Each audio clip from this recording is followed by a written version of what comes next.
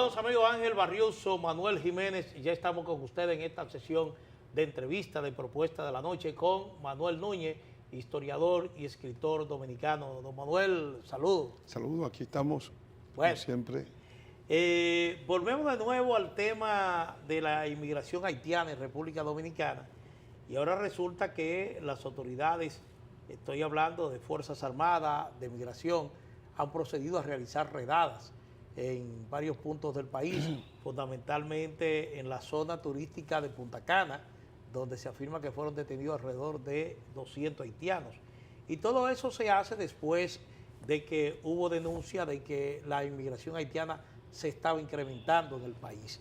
Realmente parece que estamos en un círculo vicioso, es decir, se realizan redadas esporádicas, las autoridades parece que se cruzan de brazos, vuelve y aumenta la penetración irregular, ilegal haitiana, y entonces vuelven con estos operativos. Yo creo que son soluciones episódicas, porque hay dos situaciones del tema haitiano. Existe la situación permanente,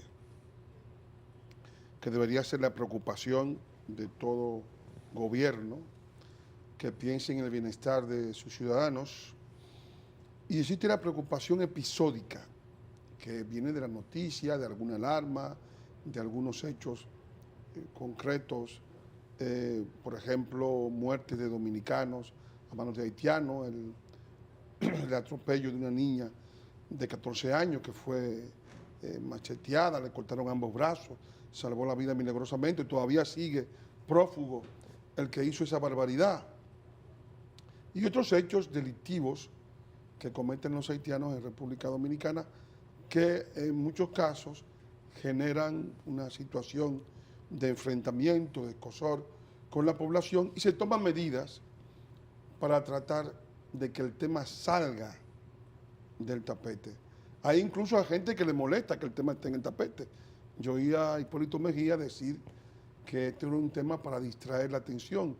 Yo creo que es una grave aseveración, porque si hay un tema que debería ser permanente de todos los días de los dominicanos, es el tema de la inmigración haitiana, porque es un tema que afecta los empleos de los dominicanos. O sea, estamos hablando de un proceso masivo de desnacionalización del empleo que afecta todas las conquistas sociales del pueblo dominicano, afecta la salud, los hospitales están colapsados, pero no se dice por qué, y realmente la causa está en esta población que el país no puede asumir sin al mismo tiempo hundir el sistema sanitario. Y también está el tema de la educación, donde ya de por sí también están creando una situación preocupante, porque hay muchos dominicanos que se están quedando sin aula. Las ONG pro-haitianas inscriben a esos niños haitianos en las escuelas, y los dominicanos, los nacionales, se quedan sin aula. Y luego viene, naturalmente, la batahola que crean todas las ONGs que viven de la inmigración haitiana, que pretenden criminalizar lo que es el ejercicio de la soberanía nacional. Es decir, cuando el país asume una posición concreta frente al tema, está ejerciendo su soberanía. Haití, por ejemplo, Haití exige, para que un extranjero penetre en Haití, emigre a Haití, exige una carta de aprobación por parte de su Ministerio del Interior, una cuenta bancaria de 5.000 burdes, un seguro médico para evitar que sea una carga sanitaria para el país, un visado que vale igualmente 5.000 burdes, y además exige que tenga papeles, ¿no? Y un contrato de trabajo. Entonces, si eso es bueno cuando ellos le exigen a un extranjero que va a Haití, ¿por qué debe ser malo cuando se le pide a un haitiano que viene aquí? ¿Por qué las leyes que ellos aplican a los demás extranjeros del mundo deben ser violatorias del derecho humano cuando lo aplicamos los dominicanos a ellos, que son extranjeros aquí? O sea, es una situación absolutamente absurda, pero evidentemente se está produciendo por una enorme complicidad de la prensa, de una porción de la iglesia, de las élites, que están haciéndose la vista gorda ante un problema que está supuesto a destruir el proyecto nacional dominicano. Bueno, dice el expresidente de Colombia que República Dominicana la han dejado sola en una lucha precisamente de defensa de su soberanía. Así es. Esto él lo plantea a partir de el conflicto dominico-haitiano. Exactamente, el presidente Uribe lo ha dicho, y yo creo que ha sido de las pocas demostraciones de amistad, porque evidentemente nosotros hemos tenido una cantidad de personajes que hemos aupado en República Dominicana, incluso el premio Nobel de Perú, o de España, porque no se sabe bien si es peruano o español, del señor Vargas Llosa, que después de haber sido homenajeado, oleado, y en República Dominicana escribió un artículo en el periódico El País, difundido en 36 lenguas del mundo, acusando a la República Dominicana de país que tiene un comportamiento muy semejante al de los nazis en Alemania, es decir, tratando de que todos los organismos de derecho internacional en el mundo se coloquen en contra de nuestro país. Un señor premiado por dominicanos. O sea, es una cosa absolutamente insólita. Y así, pues hay una cantidad de elementos que están interviniendo en contra, porque los haitianos han constituido un frente internacional. Lo han hecho con el CARICOM, lo vimos cómo Martelly manejaba el CARICOM con la Unión Europea. Lo hemos visto ahora que la Unión Europea está pidiendo la prorrogación del plan de regularización. Una cosa insólita, sobre todo porque un organismo internacional que quiere suplantar al Congreso Dominicano. O sea, una demostración de intervencionismo antinacional absolutamente inaceptable. Y entonces, naturalmente, todos estos grupos están actuando en contra de un país que tiene vergüenza de ejercer la soberanía y defender los intereses de los dominicanos. Si nosotros da la impresión, y uno lo ve claramente, porque en la declaración de hoy del embajador Navarro dice, bueno, los derechos humanos de los haitianos hay que respetarlos, y ellos tienen derechos humanos, y yo estoy de acuerdo con eso. Y nadie va a negar que tengan derechos humanos. Claro. Ellos tienen derecho al trabajo, a la salud, a la educación, a la seguridad, pero en su país, no en el nuestro. Sí, ellos tienen todos esos derechos en su país, y derecho a que se les dé un documento de identidad, pero quien debe dárselo es su país, no el nuestro. Es decir, no es otro país que debe suprimir sus derechos para atribuírselo a otra población extranjera con la cual no tiene ningún tipo de vínculo de ningún género. Bueno, lo que es evidente es que las autoridades haitianas actúan siempre en represalia. Cuando se disponen este tipo de medidas para de alguna manera frenar esa migración, entonces Haití reacciona poniendo veda a productos dominicanos a los que prohíbe ingresar a su territorio, y todo esto se hace a pesar de que las cancillerías de ambos países iniciaron un proceso de acercamiento, de tratar de ver cómo se maneja una política de buena vecindad, pero insistimos lo mismo. Yo creo que en todos los casos Haití ha usado el mecanismo de la represalia comercial como un mecanismo de hacernos cambiar la soberanía nacional por negocios. Es decir, yo te compro y tú me cedes soberanía. Eso no es negociable, evidentemente, pero ellos han utilizado ese mecanismo, han penalizado a su propia población. Yo creo que el negocio con Haití no debe ser el mecanismo para desbaratar al país. Haití es un comprador más.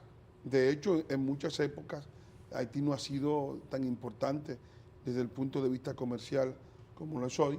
Si lo es hoy en esas dimensiones, es porque nadie puede estar a mejores precios en el teatro de operaciones comerciales con Haití, porque tienen que pagar flete, tienen que pagar situaciones de transporte, y eso hace que, y en muchos casos, los productos dominicanos que van hacia Haití son productos subsidiados por el Estado Dominicano, lo cual evidentemente es una situación de transferencia de renta a un país que no debería darse. O sea, deben ponerse los impuestos nacionales a esa exportación, y ellos mismos están utilizando ese mecanismo como una forma de tratar de amarrar todo lo que es el ejercicio, el derecho nacional de la República Dominicana. La República Dominicana no emplea ese tipo de mecanismo de chantaje con Haití, pero entre los haitianos el chantaje es una arma poderosa y permanente, ¿no? Y la están utilizando. ¿Tú sientes, Manuel, que en lo que va de año ha aumentado la población haitiana en República Dominicana? Desde luego que sí, o sea, y ha aumentado por muchas razones. Ha aumentado porque no se está deportando la cantidad que deben deportarse para poder lograr llevar a un grado manejable la migración. Pero la fragilidad de la frontera también. Ha aumentado también, entre otras razones, porque ya se va la minustad. La minustad entre los haitianos, cuando ellos ven un grupo de extranjeros blancos que están allí, ellos piensan que vendrá un maná o que habrá de algún modo habrá un beneficio, ¿no? O sea, porque es un pueblo supersticioso, que tiene una mentalidad de asistido social. Y entonces cuando esta gente que, bueno, hay que también decir que la misión gasta unos 600 millones de dólares por año, y eso naturalmente mueve una gran porción de la economía, porque ellos compran aquí, compran allá, y mueve el comercio, porque evidentemente hay un movimiento de dinero que se hace en torno a ese ejército que ha suplantado al ejército haitiano, que cuando Clinton dejó ese país sin un polo de autoridad, el país amenazaba entrar en el caos, y se colocó la minustad como un mecanismo de llevar al país a una normalidad, pero los haitianos entendieron que esa cosa que era provisional debía ser permanente, y entonces evidentemente ya cada uno de los países tiene sus intereses. Lo tiene Chile se va, ya la señora Bachelet les regala una escuelita, pero me dice me voy. Lo mismo hace el presidente de Uruguay, y entonces cuando se van dejan el cascarón, ¿verdad? El caparazón. El país sigue igual de inseguro. No hay un polo de autoridad porque esa policía armada de 2 o 3 macanas y revólveres no va a controlar las bandas que surjan en ese país. Luego no hay también control del espacio aéreo. O sea, las naves del narcotráfico que llegaban de Colombia van a llegar con mucho más intensidad. Lo mismo los yates, ¿verdad? Porque tampoco hay control del espacio marítimo, porque las Fuerzas Armadas de un país, lo que Clinton destruyó fue la posibilidad de que ese país no cayera en el caos. Clinton es uno de los grandes irresponsables de la historia de este continente, porque dejar a un país sin el polo de autoridad para controlar el espacio aéreo, el espacio marítimo, el espacio terrestre, para evitar que el país se fragmente en bandas rivales y que naufrague en la guerra civil, pues evidentemente al dejar esa fragilidad que fue la que deja la minustad, y al volver nuevamente al punto anterior, reconociendo que han fracasado en desarmar al país, pues evidentemente lo que supone es que ese país se pone un gran caos y que la República Dominicana tendrá que reforzar sus fronteras, sus controles fronterizos, que tratar de evitar que la frontera no se transforme en un colador aún mayor, porque esto puede producir no ya una inmigración, sino una mudanza masiva del pueblo haitiano al territorio dominicano, debido justamente a que en una situación de caos no hay ninguna posibilidad de controlar una frontera de 392 kilómetros, que a pesar de que en los 4 puntos de control tenemos fuerzas destacadas, sí, el Juana Méndez de Jabón, el de Aspiña Belader, Jimaní Malpaso y Pedernales de Zapitre, hay una gran porción de la frontera de los 392 kilómetros que no está con la vigilancia adecuada y por las cuales se produce una cantidad inmensa de ingresos. Pero... ¿no? La frontera, hay una parte montañosa, hay 172 kilómetros de frontera fluvial, pero son ríos que se cruzan a pie, salvo el Altibonito. El resto se cruza a pie el arroyo Bernal, el arroyo de Elías Piña, el Carrizal, el arroyo del río Libón. Es decir, todo eso supone una enorme fragilidad y el país invierte en ese control fronterizo menos de lo que invierte en la seguridad de los 14 kilómetros del metro de Santo Domingo. Bueno, pasando a otro tema, Manuel, usted es historiador, escritor, y uno está viendo este movimiento de la Marcha Verde, Sí. que hasta cierto punto hay que reconocer que ha tenido respaldo de un buen número de ciudadanos que se integra de manera periódica a estas marchas. Ahora bien, se ha criticado el hecho de que fuera de su consigna original de reclamo del cese de la impunidad y de la corrupción, ha tenido una tendencia hacia una participación política directa. Y esto se expresa primero con el pedido de renuncia del presidente de la República por parte de un grupo de intelectuales y académicos ligados a este movimiento, y ahora con su pedido para que se procese penalmente al presidente de la República. Yo creo que la Marcha Verde llegó a un grado de tope. Es decir, ellos tenían como objetivo que se abriera la investigación en el caso de Odebrecht. Era realmente un objetivo muy puntual, hubo una agitación muy grande, hubo grupos empresariales que apoyaron por detrás y gente que desde la prensa, desde los grandes centros de prensa del país, manipulan la Marcha Verde, porque la Marcha Verde no, lo que están llevando a cabo el movimiento no están de frente. Ellos mandan a unos muchachos a que den la cara, que figuren, pero ellos no están como figuras principales, como voceros principales, pero todo el mundo sabe quiénes son, tú los conoces, algunos son amigos tuyos. Es decir, ellos están ahí detrás, en el parco de sombra, ¿no?, observando desde el grupo de prensa al cual pertenecen, los movimientos, manejando por atrás a través de Participación Ciudadana, que es una ONG que está íntimamente mezclada y metida en la Marcha Verde, y de otras ONG, el Centro Bonó.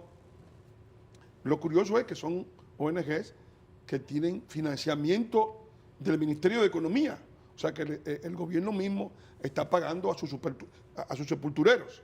Es decir, son personas que están en nómina. En otro caso, la ID de los Estados Unidos.